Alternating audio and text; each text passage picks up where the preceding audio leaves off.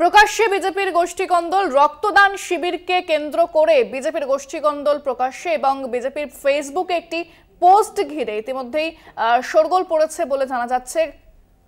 অভিযোগ জানানো হয়েছে পুলিশে। পানিহাটিতে বিজেপিতে কোন্দল, রক্তদান শিবিরে তোলাবাজির অভিযোগ।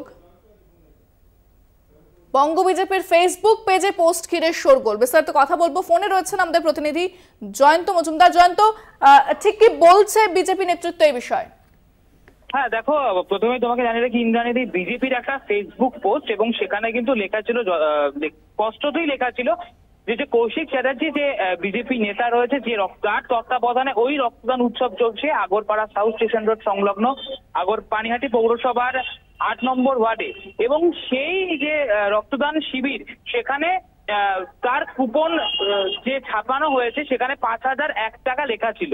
অর্থাৎ ওই পোস্টে লেখা ছিল যে ৫,০০০ টাকা তিনি যে দাবি করছেন রক্তদানকে কেন্দ্র করে, অর্থাৎ রক্তদানকে সামনে রেখে তিনি তোলাবাজি করছেন। আর এই বিষয়ে কিন্তু সরগরম হয়েছে পানিহাটি রাজ্য রাজনীতি।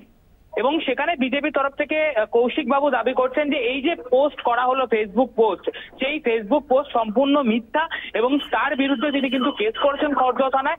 এবং খড়দহ থানা যারা সাইবার সেল রয়েছে সেই বিষয়ে কিন্তু খতিয়ে দেখছে এবং খতিয়ে দেখার পরবর্তী যে পদক্ষেপ তিনি বলছেন যে মানহানির মামলা করবে এই বিষয়। কিন্তু এই যে ফেসবুক পোস্ট ঘিরে কিন্তু বিজেপি কিন্তু নিজেরাই কিন্তু অস্বস্তিতে পড়েছে, এটা কিন্তু সেই বিষয়ে কিন্তু কোনো সন্দেহ নেই।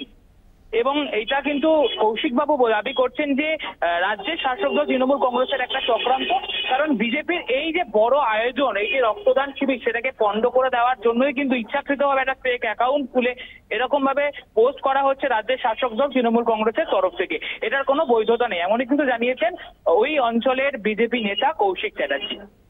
ধন্যবাদ জয়ন্ত। কথা বললাম প্রতিনিধি জয়ন্ত মজুমদারের সঙ্গে।